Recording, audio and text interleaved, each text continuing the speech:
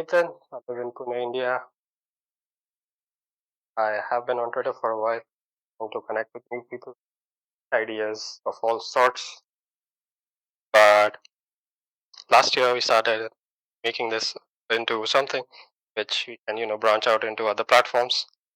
So made this server to connect with new personalities and help other young people grow, find some like-minded nerds. This is where we are. This is All right. the strong. I love being a like-minded nerd. Let's do it. That's cool. So, thank you for joining, Sarge. Yeah, thanks for having me.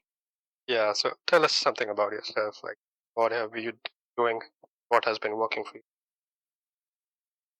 So, I'm from Boston, Massachusetts originally. Now I live in the suburbs outside of Boston. I work in human resources by day, and by night I do weird stuff on the internet that hopefully makes people laugh. Nice. It definitely makes people laugh. Well, I hope so. That's the goal. Otherwise, I'm just wasting my time. Yeah, comedy has that thing where it just sometimes works and sometimes it has just flops. Yeah, that's the tough part with comedy, and it's probably the worst byproduct of comedy is when no one laughs at you. Like when you think you've said something really funny and people just look at you like you said something really offensive. Yeah, yeah. And you have when it's tried stand up or stuff like that, you get the real actual reaction live. That is really scary, I think. Yeah, the idea of stand up just scares the hell out of me because you go up there and you're expecting people to laugh or at least kind of acknowledge you, but then what if there's some guy in the audience who's had like 8 or 9 beers and he's just shouting at you and making fun of you the whole time. I don't know that I'd be able to handle that. You know what I mean? I'd probably just get really mad. Yeah, and that is so true. Like you can lose your shit, and someone might just be having a bad day. They might be just ready to take you down.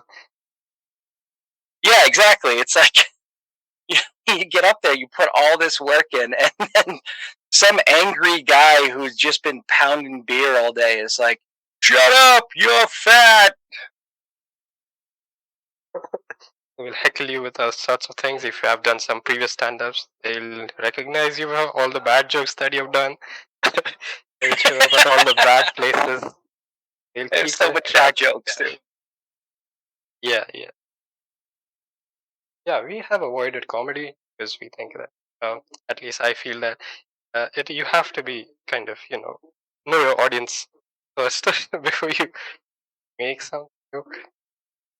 Yeah, you absolutely have to know what you're getting into, and I think that's going to be the other tough part for people who do stand up is you get up on stage and in the beginning, I mean, those people aren't there to see you; they're there to see someone else or whatever. So they're not maybe used to your brand of humor, so you have to be really broad and get their attention first, and then you can kind of modify your comedy style based on that. But I have to imagine it takes a while to build up an audience.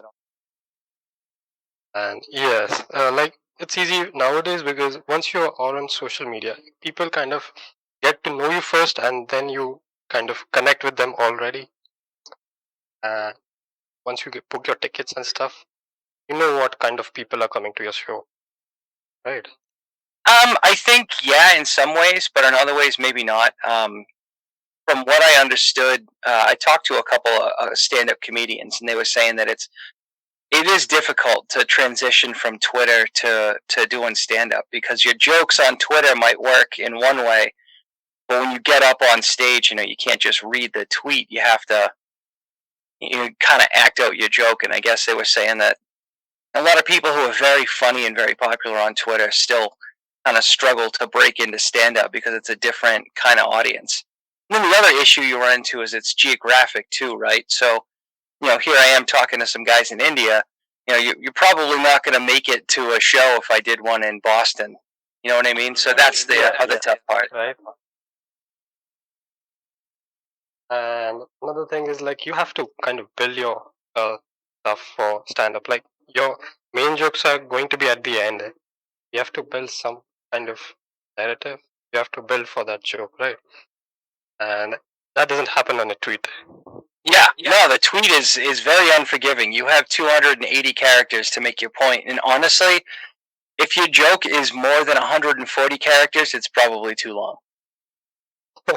Right?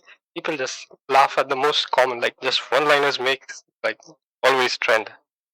Yeah, exactly. You know, the longer your joke is, the more likely it is to lose people halfway through. And I always have a problem of like elaborating too much when I joke around. And so that's great when I'm talking to like 2 or 3 people, but in a tweet, it doesn't work. Yeah. When you're talking to people or even in stand-up, like people understand you, you understand them, that they have been, you have piqued their interest. They're now invested in it, and they're going to stay for the final. Exactly. They're gonna get up if they're like, okay, this lead-in is taking way too long. I gotta get out of here. Yeah. That's stand-up. Really cool. But last few guests we had on here, we really just went straight into philosophy. But cool that we started stand-up right here. I'm very like inexperienced with philosophy. Like I have a basic understanding of different philosophical beliefs, but I'm not too. Unfortunately, I'm not too deep in my knowledge, so I always like to learn a little bit more about it. Different ways people live their lives.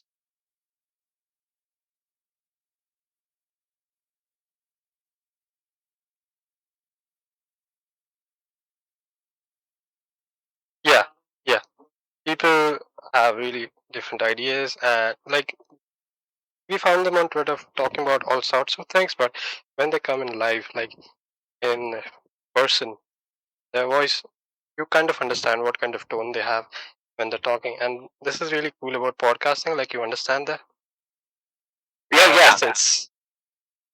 Yeah, you kind of get the idea of what people are, what the point someone's trying to make versus if you see it on Twitter, like it's kind of hard to see if someone's being sarcastic, if they're being serious. That actually happens to me a lot. People will read one of my jokes and think I'm serious, and I'm like, no, I'm not really. I didn't really lose my leg. Yeah, I was just making a joke. Yeah.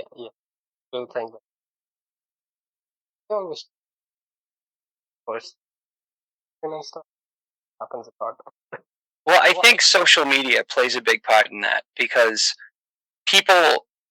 I was reading an article a couple of years ago. I want to say it was like 2016, maybe 2017, and they were talking about rage and anger, and they're saying that rage and anger kind of feed you um, the same body response, the same physiological responses is like happiness and addiction. And so a lot of people will see something that makes them angry and react to it because it makes them feel better. But I think a lot of the time, some of that anger is kind of made up. Like the things that people are angry about aren't real, and you can see that across the United States with our last 2 presidential elections. There's a lot of mistruths out there where people were getting mad about stuff that wasn't even real. Or if it was real, it wasn't as real as they think it is. That the narrative got twisted in such a way that they think, Joe Biden eats babies or something crazy like that. When really he's he's an old man who's been in government for 40 years. Yeah. And that kind of leads to all sorts of things like conspiracies, fake news, all sorts of funny business around that. Yeah, and I mean, this is you saw I'm sure you guys probably heard about what happened at our Capitol on January 6th, but that's a perfect example of that outrage that was manufactured. And the people who got caught up in it, they didn't know, and they firmly believe that what they believe is true, and the rest of us are like, no, that's crazy. It's not even remotely close to true.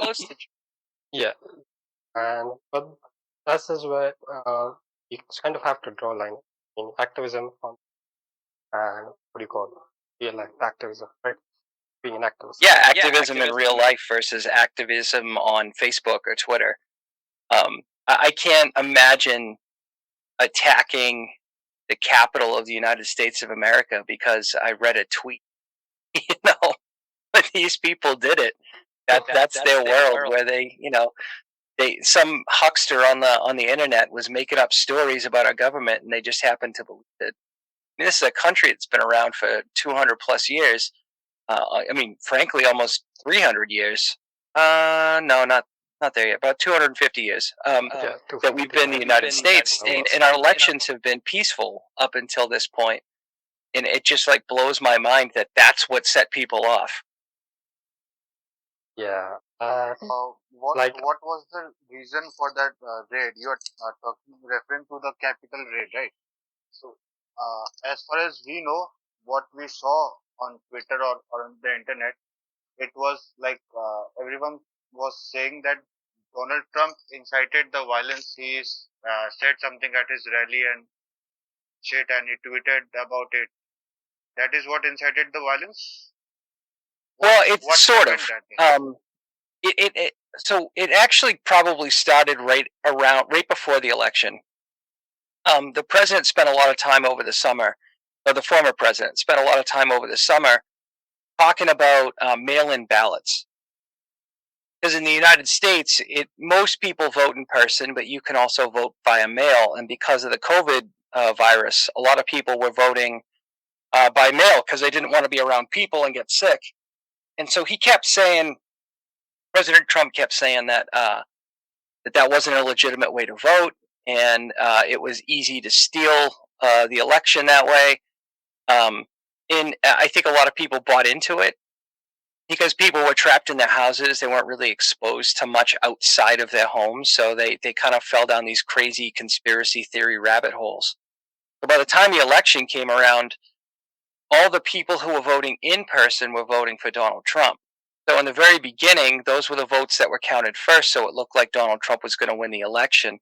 But then the mail-in ballots showed up, and those people were going to probably vote for Biden. There were people who were wearing their masks and were worried about getting COVID, whereas the people who supported Donald Trump weren't as concerned about that because, their conspiracy minds led them to believe that COVID was a hoax or that it wasn't as bad as everyone made it out to be. Anyway, long story short, the president, former president lost. And then he just spent the next couple of months saying that the election was stolen. He didn't actually lose. And then finally at the rally, he kind of had everybody fired up. But what they're seeing now in the news is that before his rally, there were people who were already planning on doing violence in Washington, D.C. So, yes, President Trump is responsible because he didn't accept the loss on his election. But there's a lot of other people that are just as complicit because they knew for a fact what they were saying wasn't true, but they were doing it to rile up those voters who believe that the election was stolen. It turned into a riot where people died. And the capital of the United States hasn't been under attack since 1812, maybe a little bit later. So the War of 1812, the British attacked Washington, D.C., but I think it actually happened in 1814. Anyway, long story short, so for the first time in almost, more than 200 years, the United States came under attack. And our United States capital, I should say, came under attack. And it's really sad because that was a stupid reason to attack. He wasn't even that good a president. He was a pretty bad president. Yeah, and the way that the thing happened, like how kind of the cops and stuff supported the people who were in arms, and they were just let in.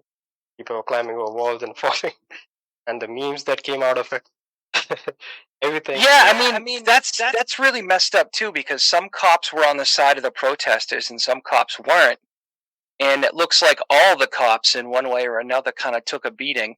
We had that poor one officer who died right then and there, and we had another officer who took his life shortly afterwards. But I think it was tough for the police because they're usually getting support from the people who would have attacked the Capitol. And so those people were so wrapped up in the conspiracy theory that there was like this secret government agency trying to steal the election that they assumed the police were in on it, and they weren't. And you know, it's tough because I was in the Army National Guard as a military police soldier. Oh, nice. And we dealt with that a lot too. Where we had people, we would be activated and brought out to neighborhoods to help out when there was a natural emergency, like a tornado or a hurricane. And you'd always have some local jackass who'd say that, you know, we're coming to take their guns. And we're like, no, dummy, we're here to give you food and evacuate you from your house that's underwater. Yeah, yeah. This is something, you know, once you're kind of in touch with in some way with the forces being in defense in some way, you understand what kind of that all types of people who are carrying guns are not your enemy. Yeah. Well, I mean, the tough part in the United States too is that, you know, for some races, for the African American community and other communities as well, but predominantly the African American community, you know, they're concerned because they do have a mistrust of the police just historically.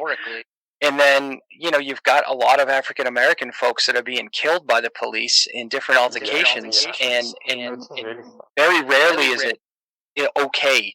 You know, very rarely is the situation justified where that person had to die by the police officer. A lot of the times it's the police officer, you know, using too much violence. So most recently, it was a police officer who thought they were using their taser, and they actually shot the person, which is awful. Yeah, this also comes down to, you know, being in this question which has been entertained, like people like to talk about a lot, is funding or defunding the cops. Like on one hand, you can just give them more resources so they are more equipped to challenge or, you know, handle any violence. On the other hand, if you don't give them enough, then they might just do violent shit. Yeah, yeah, and I think, you know, people talk about defunding the police, and I think the tough part is the vast majority of Americans don't understand what that means. You know, they think they're going to take the police's guns away. They're going to, you know, make less police officers. What they're really saying is there's some things that we're spending a lot of money on for the police, and you know, there's police departments in rural towns in the middle of nowhere that have friggin' armored vehicles. And they don't need that crap. Yeah, yeah. But at the same time, if you have somebody who's walking down the street who's talking to themselves and clearly has some kind of crazy mental illness that they're struggling with, and the police are expected to deal with that person, but the police officers aren't psychiatrists. They're not trained to deal with people with mental illness. And so a lot of times these people wind up in prison, and it just becomes a vicious cycle where they're completely untreated, and now they're misbehaving in prison and causing more problems. So what the defund the police movement really is trying to stand for, at least as far as I understand it, is they don't want to take all the money away from the police. They want to give money to social services as well. So we can deal with people who have mental illness, and we can deal with kids who are a product of poverty, because poverty it causes crime, and it's because they're people who don't have any other option. They can't get a job, they don't have any resources, and so they're going to resort to crime to survive. Yeah, yeah. It's becoming a big issue everywhere. Like times we are living in, pandemic has caused a lot of people's jobs not going taking good. Yeah. It's tough. It's tough all over the world, really. I mean, I went to Iraq when I was in the military, and I really learned about poverty when I was in Iraq because I got to see what people had to do to survive. And I don't think people in the United States truly appreciate what poverty is. Well, I don't think the people that make the decisions, I should say, understand what poverty truly is. And so for them, it's like, oh, well, these people are poor because they're lazy. But that's not the case. It's not the case. I happened to grow up in in a really nice neighborhood, and most of the kids that I knew went to college. I couldn't afford college, so I joined the military, and the military paid for my education. But if I didn't have the option of joining the military, because maybe as a kid I had to steal to survive and I got arrested a bunch of times, how am I going to get an education and pull myself out of that situation? And I think that's the problem that these rich folks in government don't fully understand, is that you can't use something that worked for you in your rich neighborhood and expect it to work in a neighborhood where there's no resources. Yeah, yeah. Policy work. As an outsider, what we see on the internet or on TV, television, movies, or anything, what we see about the US is there are two kind of people. One, there are overly privileged, like the upper class, and the one that is like poor, like you said, they don't have any education, they don't get any jobs, so they have to like do illegal things like steal and deal drugs and all that. Yeah, and I think the I think the problem is a lot of the people in our government, instead of going outside their house and actually seeing these communities, um, I think a lot of them are watching on television. They're watching the news, and the news is trying to sell a story. So they're going to tell you the worst story they can find, because it's like I said before with the addiction to anger. People are going to pay attention when they see a story about a shooting on television. No one's going to pay attention to poor kids in the inner city who don't have the resources they need to graduate. It's what the media controls that narrative, but the politicians really aren't doing anything to change that either. Some of them are. Some of them are really, they're on top of things on both sides of the aisle, Republicans and Democrats.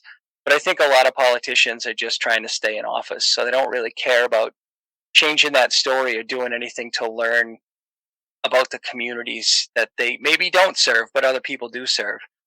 And that's the big downfall, is that there's not a lot of empathy, which is sad to me, because there's a lot of good people all over the United States who are suffering, and they're voting for these people thinking, hey, this guy's going to help me get a better life, when really that guy just wants to stay in office, so he's going to tell you whatever you want to hear. And I think one more thing that has happened in last election was TV kind of, or the media has been losing its grip, and they've been trying really hard to turn it in their turn. But social media, like Facebook and Twitter, have also become a driving force in making policy changes. Yeah, and it's kind of alarming when you think about it. I mean, we're talking about people going online anonymously for the most part. I mean, even on Twitter, yeah, you have a profile picture, but that could be anybody. You put your name on there, but that could be anybody too. There's no real verification. And then these people make outlandish claims. If you look at the QAnon thing, for instance, is a perfect example. Guys making outrageous claims, and people just believe it because of little bits and pieces that might be coincidentally true, or maybe the story's just crazy enough that they buy it. But then you find out years down the road, there was a documentary that just came out, and a lot of people believe that the person who is QAnon was just some jackass who owned a website, and he wanted to do something fun, like, I don't know, he was bored or whatever. But what he did led to the riot at the Capitol, and led to multiple deaths across the United States because of this crazy QAnon conspiracy theory. And there's no way to prove it, but because journalistic integrity in the United States has been so damaged over the last many years, um, you're going to see on CNN, they're talking about how QAnon is really bad and you can't believe it, and everything it says is fake, and the people who believe it is stupid. But then you go on to, Fox News and Newsmax or OAN, and they they're not outright saying the things that these people believe are crazy, because they want them to keep watching. And that's the problem. It's almost like there's no objectivity anymore in journalism, and that's really sad, I think. Yeah, a lot of sad things happen when you compare. Always, there's a difference of opinion. Someone always leaves a bad place. We saw this here too. Media is, I think, same everywhere. India is also facing a very severe media crisis right now. Just like you said, media is only trying to sell stories that like people want to see or that entertain people. They don't want. Yeah, I actually I was reading about that. Because in the United States, when an advertisement is in a newspaper, it has to say it's an advertisement. But if I remember correctly, India doesn't have that law, right? No, the thing is like about advertisements, you can notice like it's an advertisement on the newspapers, but you will not see like another problem we have is like the political parties can have advertisements as the front page, like instead of having a headline. So that happens. That is not the problem. That's not good at all.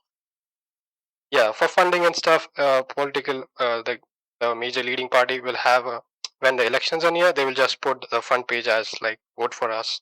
This is the symbol you have, stuff like that, and constantly give the people signals subconsciously you are going to vote for us. Yeah, and I mean that's a big problem because people are picking up the newspaper and they're seeing the newspaper with an advertisement for that political party, and maybe they really trust that newspaper, so they're going to accept that political party just based on the fact that Yes, that's true. Yeah, that too. And again, like they already have been watching them on the news channels. Like the same kind of party leaders are coming, giving away whatever they want to hear. So you're definitely going to give them the vote, right? Yeah, and honestly, that's a very common problem, I think, across the world, is that people will see the advertisement and they won't do any sort of critical research on their own, so they just accept whatever the advertisement says, whether it's true or not. Yeah. So talking about COVID, getting back to that topic, kind of getting. Yeah, we're all over the place right now. Yeah. So have you taken your shot?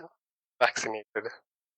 Yes, I've gotten my second vaccination. Which it's funny because again, that's another thing in the United States that's really crazy right now is, there's a lot of people who don't trust vaccinations, especially government sanctioned vaccinations. And I mean, that has a long history throughout the world. I mean, the anti-vax movement has roots all the way back to the 1800s, for instance. In England, there was a big movement about forced vaccination. Yeah, I don't know about that. We just hear about it like they're not getting vaccinations. I thought it was just a meme, like anti-vax mom, and like, it was real, but what I saw was memes on the Twitter. Yeah, and so for instance, my best friend in the world, his son is in the Marine Corps, and he didn't want to get vaccinated. And I mean, my personal beliefs aside, like I was in the military. You get vaccinated for everything when you join the military. I got an anthrax vaccine, a smallpox vaccine, a hepatitis vaccine. I've gotten so many needles in my body from the military that now when I have to get a shot, I don't even notice it because I had so many. And so it blew my mind when he said that because I'm like, buddy, you're going to get smallpox vaccines in like 6 months. That vaccine is so much worse. Yeah. It's been the same formula for years. Who knows how many times the military advised that? Yeah. So what happens is when you get the smallpox vaccine, I don't know if you've ever had a smallpox vaccine, but they have to stab you in the arm 20 times. Wow. With this needle. It's just little pokes over and over again 20 times, and then you get a severely bad fever, and you get sick from it. And I got mine right before I went to Kuwait. Normally it happens a little bit sooner, but my wife had a baby, and so I had to go home for the baby. And you can't have the smallpox vaccine if there's an infant around. So when I came back from leave, they gave me the shot. I got in a plane, And 48 hours later, I'm standing in like 120-degree heat with 103 fever. It was not enjoyable at all. Yeah. I'll say the COVID vaccine is the side effects I felt from that were much better than what I felt from the smallpox vaccine. Really interesting. Like we have a really, first of all, we have like government, what do you call, mandated or kind of there are rules for the vaccines which are necessary for babies, which they are supposed to be given before 5 years or 10 years of age. Besides that, we don't really have any laws on that. Like for smallpox, it's just combined one shot for TB and one more thing, polio. Yeah, those two are common here. Yeah, and those are very common here too. My kids got those vaccines when they were babies. Then we also give them vaccines for measles and a bunch of other illnesses that don't really happen in the United States much anymore. Yeah. And I think because I think we people like eradicated them. yeah, exactly. But I think the problem is that there's people now who don't want to get these vaccines because they think that there's something bad in them. But there's been scientific study after scientific study that shows that these vaccines are safe, but people are more willing to believe, somebody's blog over medical science because, and unfortunately this is true, the United States has a pretty bad history of lying to the American people when it comes to medical stuff. There was a number of experiments in our fairly recent history within the last like 120 years where people were either not treated for medical conditions and being lied to so that they could study the effects, or they were purposely infected with some kind of illness so that the government could study those effects. And so I understand people's mistrust, but I mean, when you have so many doctors that are fairly independent saying, hey, no, this is real, this isn't a fake vaccine, and people still don't believe it, like it's got to get to a point where, like, look, do you like wearing a mask? Because I hate it. So I'm going to get this vaccine so that everybody else will be safe eventually and stop wearing masks. Yeah. It is very scary to see. Look at how many Americans are like influenced by these conspiracy theories and actually believe in them. Yeah, it's alarming to me because, like, look, I love conspiracy theories. I think they're interesting, but I don't believe in them. In the same way, I don't believe in comic books or professional wrestling. It's fun to think about, but nobody's a real superhero. And it's the same thing with these government conspiracies. I highly doubt the American government is hiding aliens in a mountain out in Nevada. And that's a crazy conspiracy theory that people believe. Yeah. They become good fodder for having conversations and jokes and stuff, but nothing serious could be taken from that. And especially with the vaccine thing, it's frustrating because it's like, I don't necessarily care if you don't believe in vaccines and you get COVID and you have serious complications from it, because that's a choice you made. But what I do care about is that person who got COVID because they refused to get vaccinated and refused to wear a mask is going to continue to not wear a mask, and they're going to get other people sick. And that's what bothers me. I don't care about people's personal choices. Stop getting me sick. Yeah, that is really scary here too, because we are kind of running short, and the type of like the force we are like using to get people vaccinated here, it's not that much, and that's why we are like behind on vaccinations, like a lot. We are just only 1% has got like both the shots. Yikes. Yeah, yikes.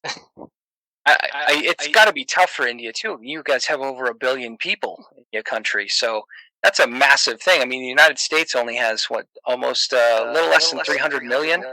Yeah, or maybe 326 million or something like that. And you guys have over 1 billion people in your country, so it's got to be difficult. I mean, I don't even know how long it would take to manufacture that many vaccines.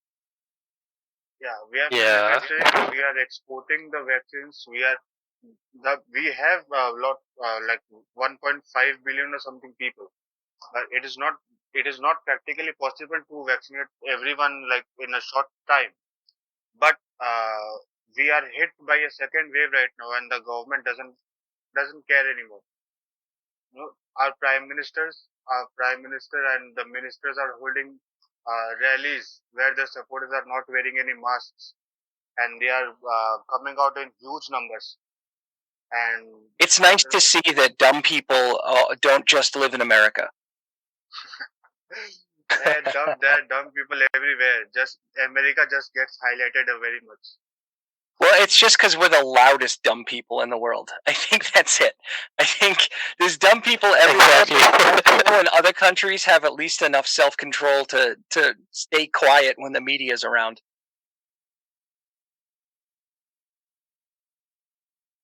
Yeah, and but all global media is looking up to America, so it gets amplified even more.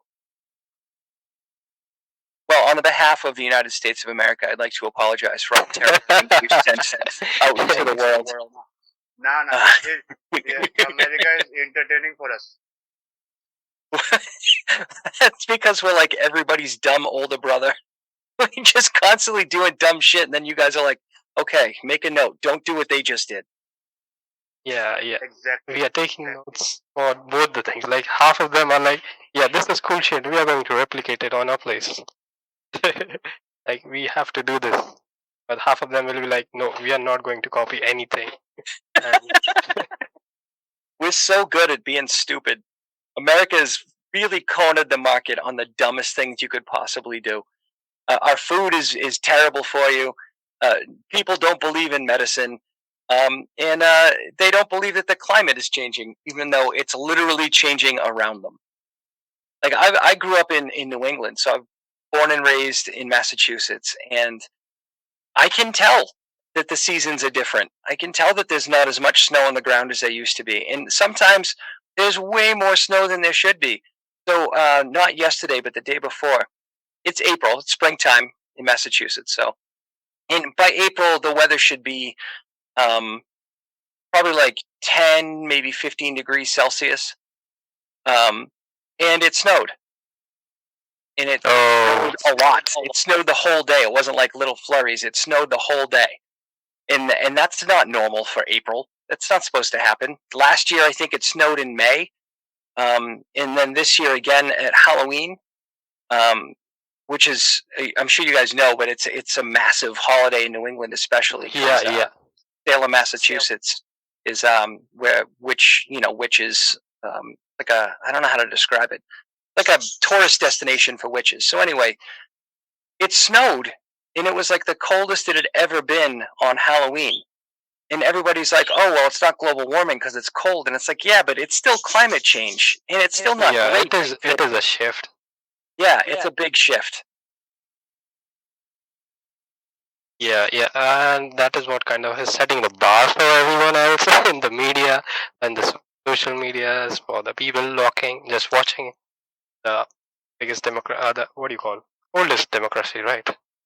Yeah, well, I think we're like, at the moment we're the oldest, but we're only the oldest because Rome kind of switched from a democracy to an empire. Don't quote me on that because I'm not an expert in history, but I believe they had it for a while and it worked out well for them. But even the Native American cultures before the white settlers got here were very democratic in a lot of ways. Mm-hmm. Yeah. So but that is what I was. That everyone was watching. Always, like that he says, like that old dumb brother how to. Exactly. Everybody watches us and they're like, all right, that looks really cool. Let's do that. And then they see other things and they're like, wow, these people really like killing each other.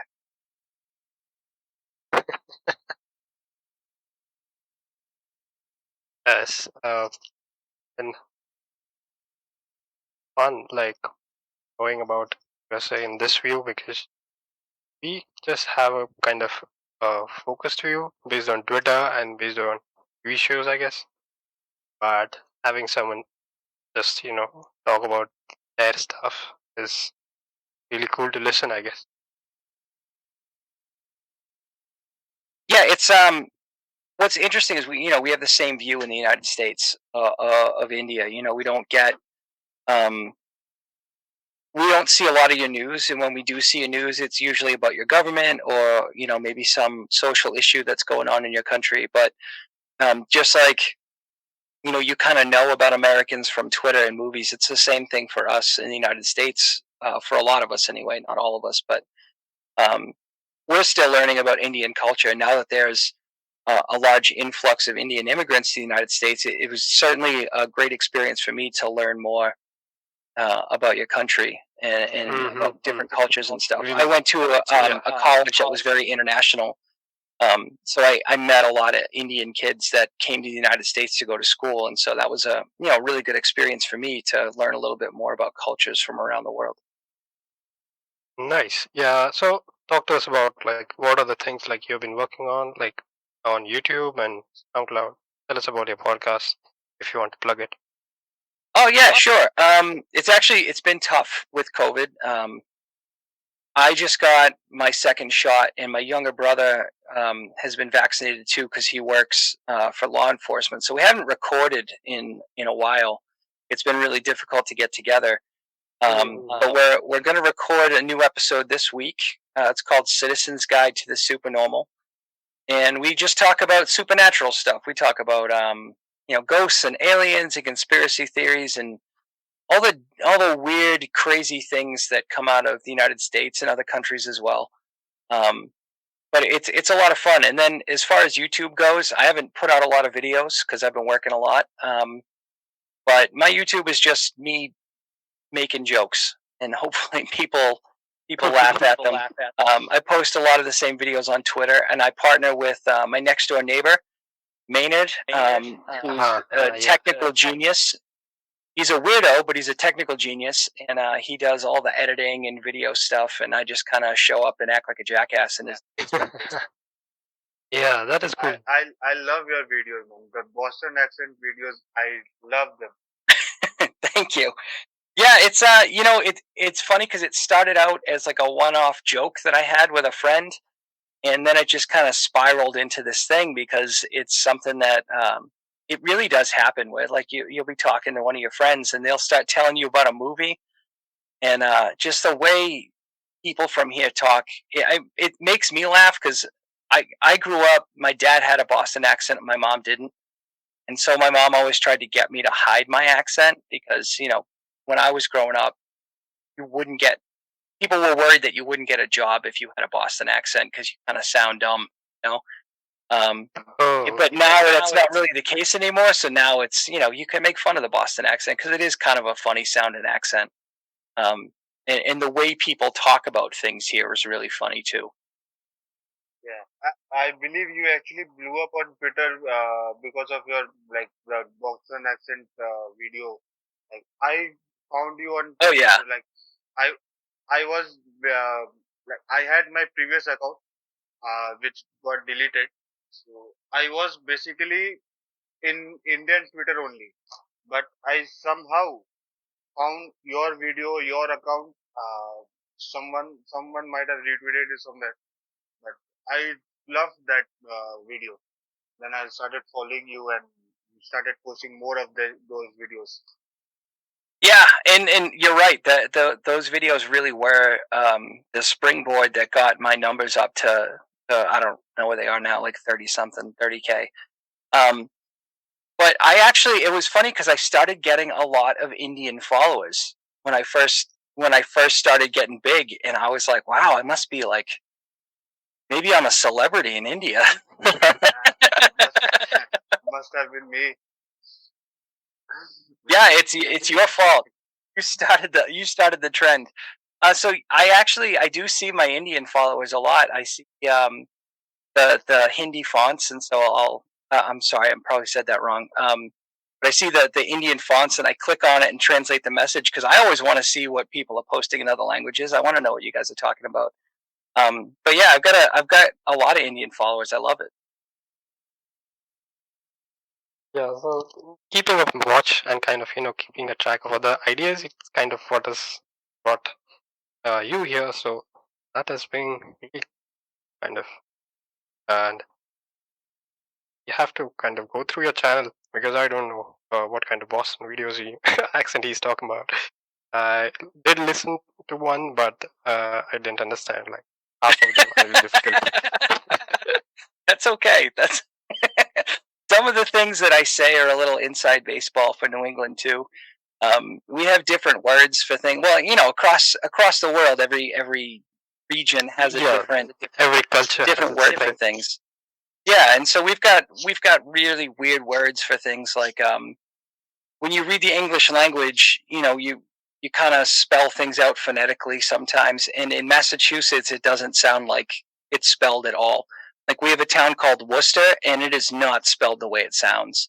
Or another town called Leominster, pronounced completely different from how it's spelled. It's spelled Leominster, but we call it Leominster. And yeah, it's just really weird. And there's a lot of like different cultural phrases. So we would say, instead of saying very cool, we would say wicked cool. Or a liquor store here where they sell alcohol, it's called a package store or a packy. So yeah, we've got just weird words. Yeah. So you have weird like slang languages like Australia. Australia has a lot of slang languages. I follow. Yeah, I don't think anyone beats Australia in terms of slang. They've got some really great terms. Yeah, I don't know if you know, but there's a Australian YouTuber who reviews videos like random videos on YouTube. Aussie guy, I love him. Yeah. Like you do Boston accent and he does Australia. These two are like. Yeah, he's one of my favorites actually. I love watching his videos. My youngest son actually likes watching his Destination F videos when people like get smashed. They like fall off skateboards and stuff. So funny. I absolutely love Aussie Man. Yeah, it is a really popular channel. Can make anything like a normal video look so funny with his commentary. It's like it's on another level.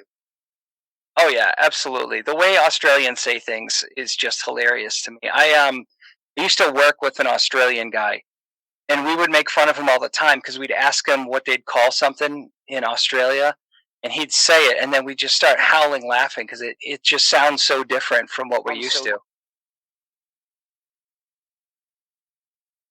Yeah.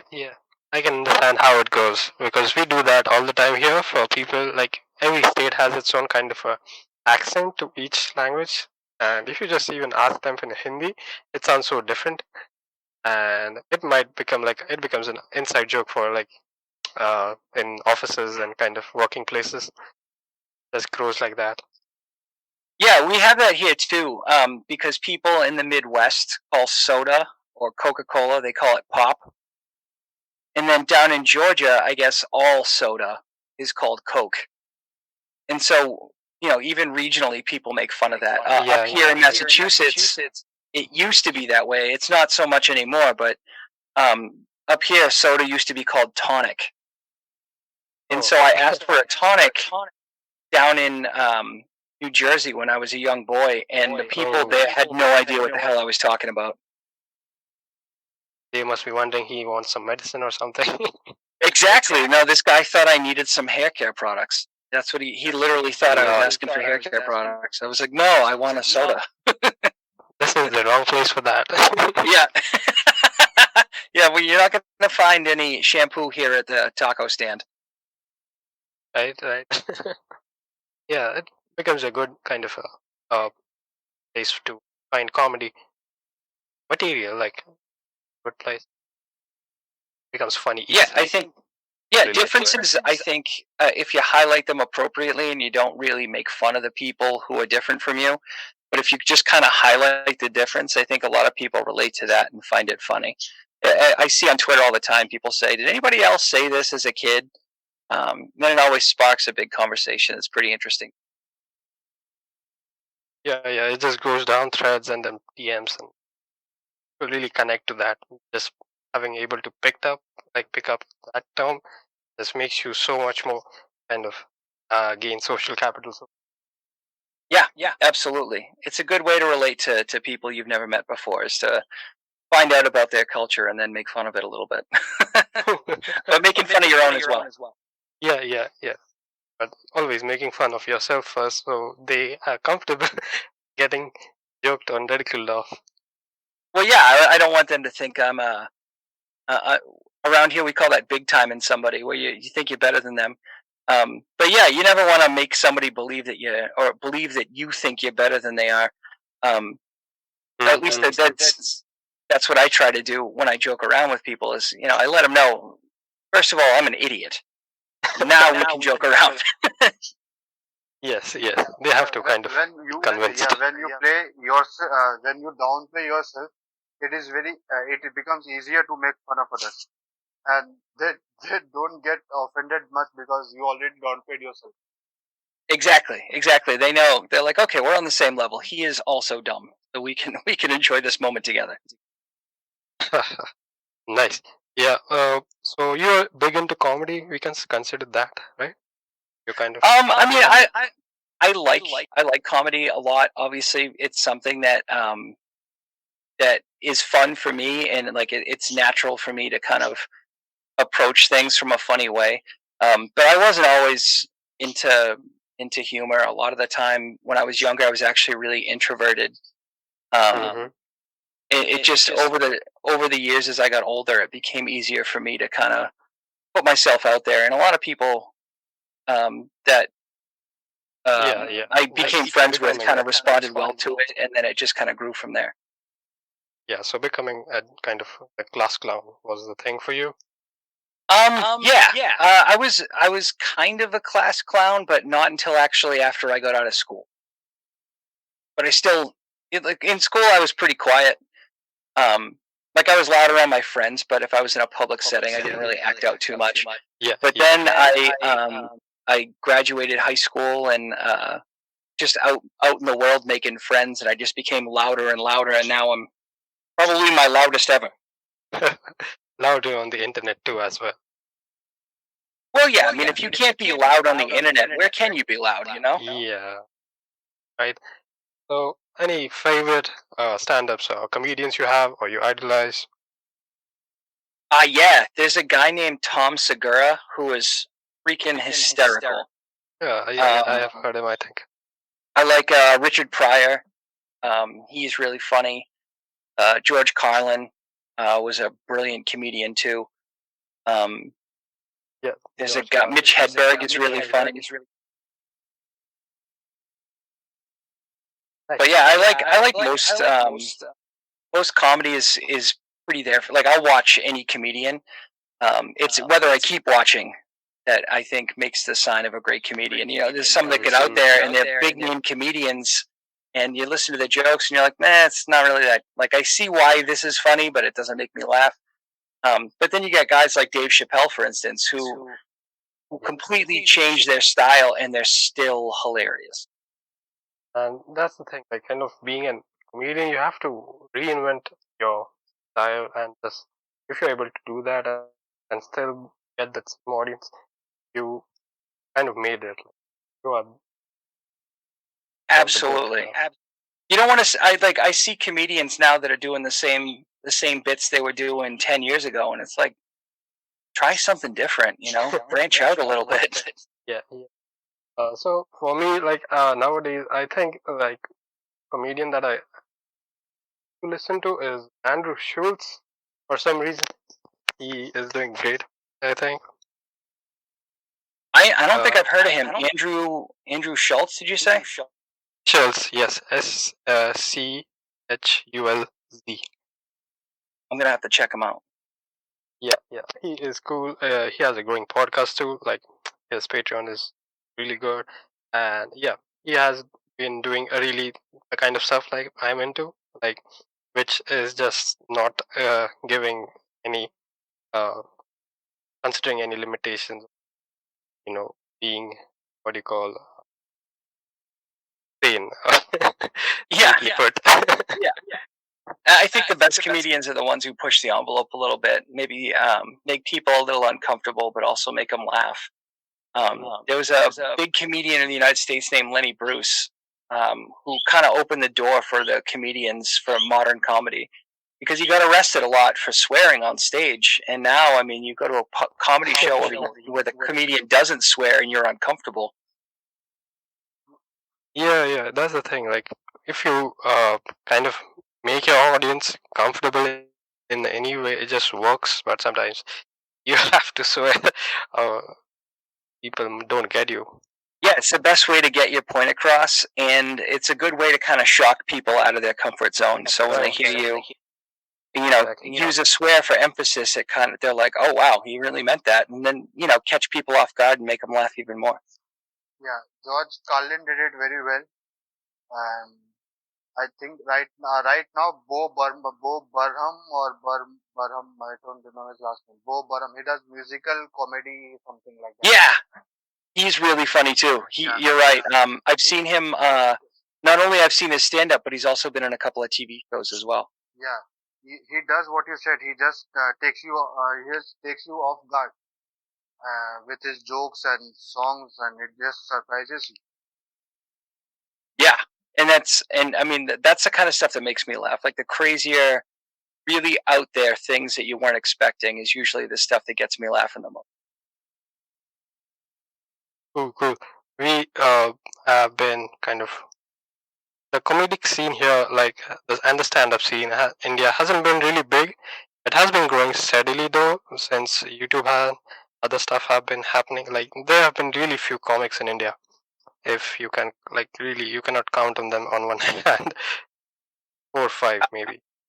I think we have a popular Indian comedian here. I can't remember his name. I've only seen him in a couple of things, but he just hosted Saturday Night Live, I think, last year, the year before, and that guy's freaking hilarious. Yeah. Oh, you're a Veer Das fan now. See, now you guys are exporting your culture here. Actually, Bollywood is catching on in the United States in a big way. Oh, really? Like, in what way? Like on Netflix. Because we ran out of TV shows, and so Netflix put up some Bollywood stuff, and people are into it. It's like a sometimes it's in different sitcoms they'll use like the Bollywood style musical dance and stuff. And so they we get exposure to it now. Netflix to do that. Like they just got bored and just started copying from the people who just love watching these. Yeah. There's definitely Bollywood shows on Netflix, and then like I said, some of the cartoons will take like the Bollywood style musical, and then are you watching any movies? What kind of movies are you watching? For me, I really don't watch a lot of movies. I've been like I have access to every movie ever made basically, and I really just stick to the same like 3 or 4 movies. The movie Step Brothers, I think, is probably my favorite comedy. So I watch that one, and then I watch horror movies with my daughter once a week because she likes to watch horror movies. So I was asking about, except that from personal preference, but the Netflix Bollywood thing that you were talking about. Have you watched any Bollywood? I haven't, and the reason why is because usually when I'm watching TV, I'm doing something else. Yeah, and all the Bollywood stuff is it's got subtitles, and so I miss like half the conversation. You have to kind of sit down there, study. But when I was in Iraq, actually, there was a lot of I would go into the barber shop, and they would always have Indian television on. Oh, yeah. Like in a lot of other Asian countries, they have every time they'll have like Indian TV shows or movies. It's always there. We don't know how, but it's always there. Yeah, and I would sit in there and kind of watch, like even though there was no subtitles, I would still watch because the music's pretty good. I liked it. Yeah, it is good. They really put the effort, but sometimes you just don't like. Yeah, they also put in effort, but like in recent years, Bollywood has given up, or you can say Indian people have given up on Bollywood. So we have swept places right now. Indian people are getting into Hollywood and shows and you people are getting into Bollywood and shows, Indian shows. Well, I apologize for the influx of American culture. Now we love the shows. We love the shows. We love the movies. Bollywood has become so tiring, and it has become like same thing again and again. Same movies, same shows. It's become boring right now. Yeah, I mean, I think that's also happening a lot with American culture too. We keep remaking the same movie over and over and over again. There's like a whole genre of movies where basically they take old Shakespeare plays and turn them into modern films, and it's not the same. Or you're at a point where you're like, this story is so familiar. I've already seen it 100 times. I don't need to see it again. Yeah, you can guess like what will happen next, what the next scene will be, or what the climax will be. It just ruins the movie. Yeah, and that can be really frustrating too, because you want to watch a movie that surprises you, and it's just really hard to do that now. Yeah, that's a very rare sight now. Those kind of movies and shows are very rare right now. There's this one American film called Knives Out. Have you guys seen it? No. It's very good. It's absolutely surprising. The ending I did not expect at all. So that's a great movie. We'll consider that as a recommendation. To the list. Yeah, if you get a chance, check that out. And then there's The Haunting. I want to say The Haunting of Hill House. That one's really good too. It's a TV series on Netflix. And you don't really. It's kind of hard to predict the ending of that one too. It's really good. Yeah, I started that, but I think I watched first episode and then I stopped. I don't like. I don't start watch. I don't watch series that much because I don't know it very. I can't commit to a series. Like if I miss one episode or two episodes, if I'm watching regularly, I'll just binge watch a series. But if I miss, that's what I do too. Yeah, that's exactly what I do. If I miss an episode or miss a day to watch, then I'll never going back to the series again. Yeah, I usually that's pretty much it. I only watch TV shows on streaming services now because I can't be bothered to sit down at 9 o'clock on a Tuesday and watch a show. I'd rather just wait till the whole season's over and then watch the entire thing. Yeah. That's why I don't even start like shows that have gone beyond like 2 seasons or 3 seasons. I don't start because I know I won't be finishing that show anymore. Walking Dead is like a huge series. I started it. Yeah, The Walking Dead was kind of what stopped me from watching series on the night they came out. That show was a perfect example of that. Yeah, it just doesn't end. It just goes on and on. Yeah, it just keeps going. I mean, I've watched this show so many times. I actually read the comic books too, but I just stopped watching after a while because it became too much.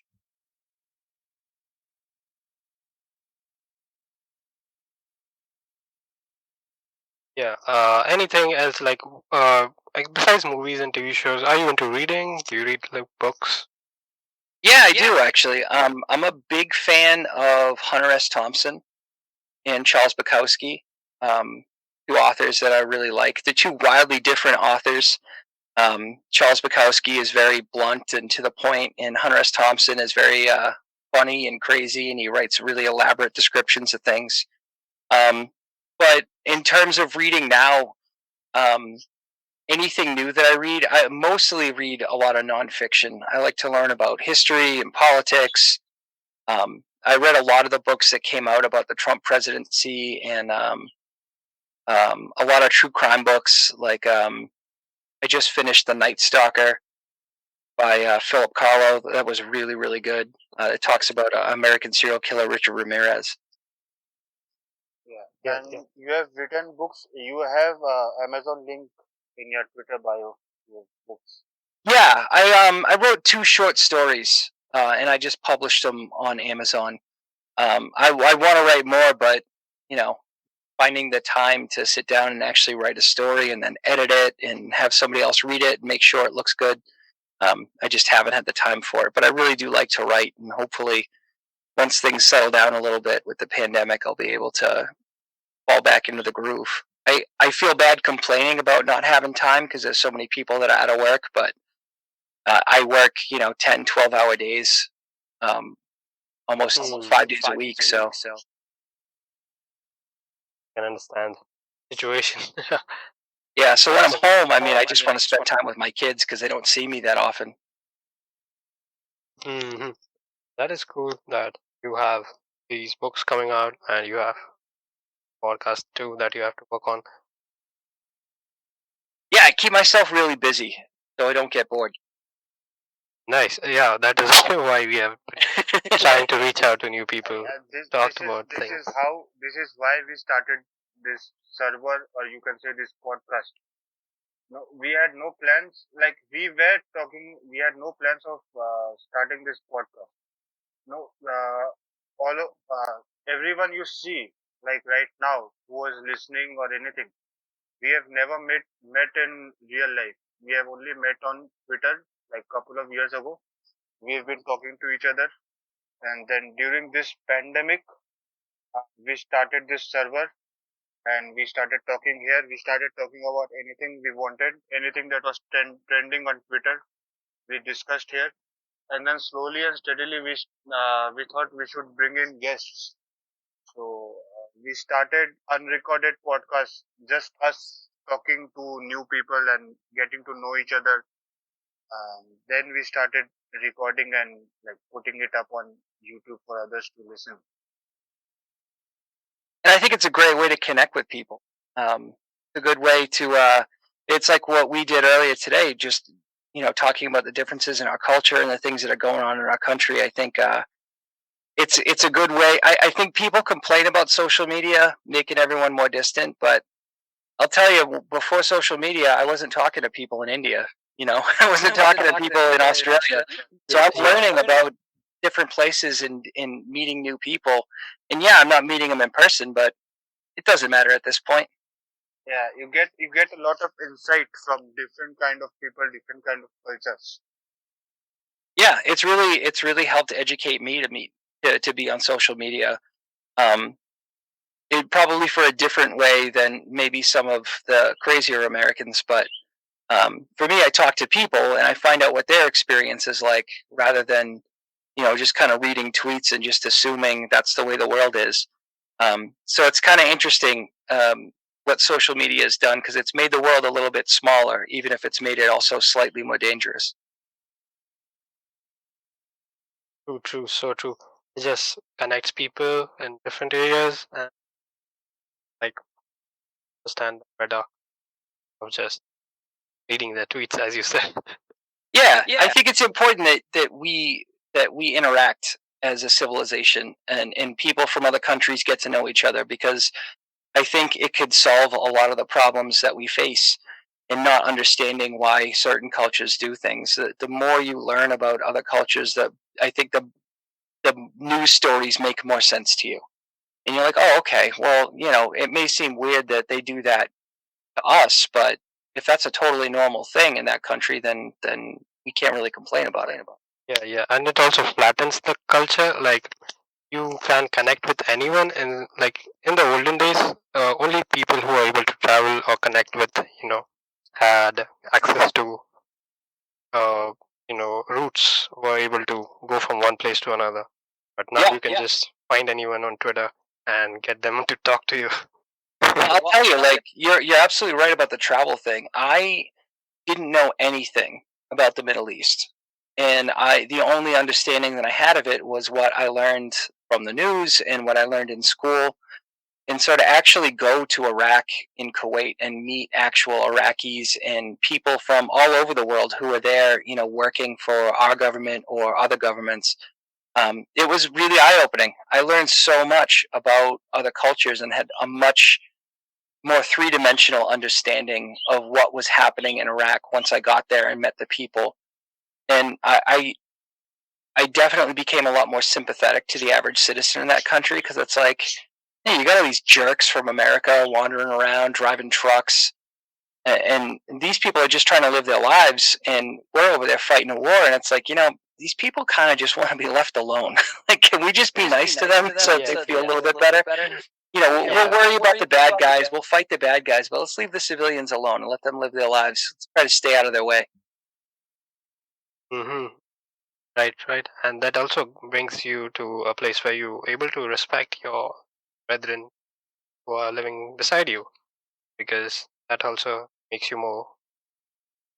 Yeah, absolutely. Because once you find that common ground, I think you start to see that, you might be different, but you still want the same things. A guy in Iraq just wants to raise his kids and work and live a safe life, and that's all Americans want too. We may go about it different ways, but we both have the same end goal in mind. Right. That's really good. That is what we want. For people everyone listening here, just find people who are like-minded. Yeah, really. Yeah, and find that common ground and find happiness, whether it's on the internet or out in the world. Been be fun having you on here, Sarge. How long have you been recording, Puneet?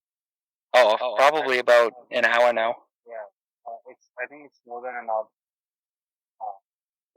Before we go, we have a request for you from one of our listeners.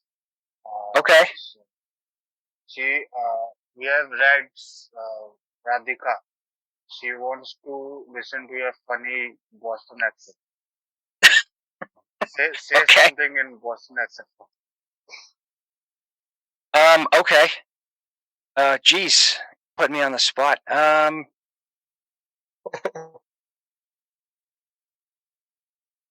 Anyone that is your favorite or you like to talk about? Okay, so I'll tell you a story in a Boston accent. Yeah, that works. I'll use all the right words.